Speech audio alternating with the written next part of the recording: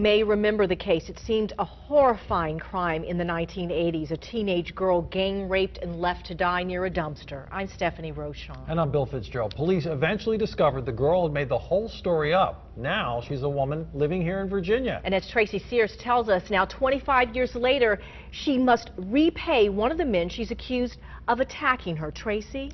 That's right. Stephen Picone says all he has wanted for 25 years is an apology. While that apology never came, a check for $3,000 recently did. A Surrey County judge recently ruled that the wages be garnished from Brawley's paycheck as a nurse until she's paid Picone a total of $431,000. My name is Tawana Brawley. It was in 1987 that 15-year-old Tawana Brawley accused a gang of white men of abducting, raping, and covering her with racial slurs written in feces. Her story sparked national outrage and gained the support of Reverend Al Sharpton and other civil rights leaders. But in 1988, a grand jury concluded Brawley's story was a hoax made up by a scared runaway. But the damage was done.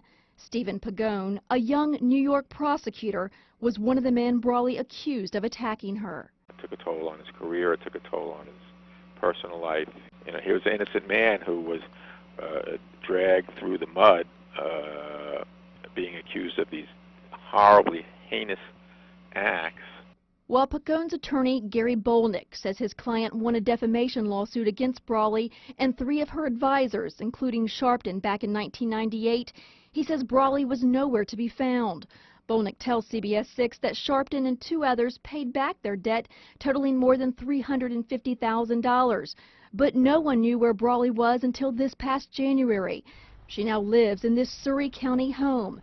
And just recently, a judge ordered Brawley begin paying her debt to Picone immediately. It's gratifying that finally she gets to pay something, gets to feel some of the pain. But obviously, until she either pays the entire judgment or acknowledges that it was a hoax, he's never going to be fully satisfied.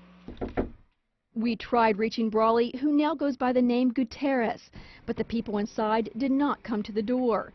2 others who later came to the home also refused to speak to us. While Picone's attorney says Brawley will likely be paying off her debt for the rest of her life, he says a simple apology would erase all of it. Now, Brawley can appeal the judge's decision every 6 months if she chooses to do so. Picone's attorney tells us that Brawley was terminated from her job as a nurse at the Laurels of Bon Air back in June. So he's not sure where that money will come from now. Bill. Thank you, Tracy. Developing right now.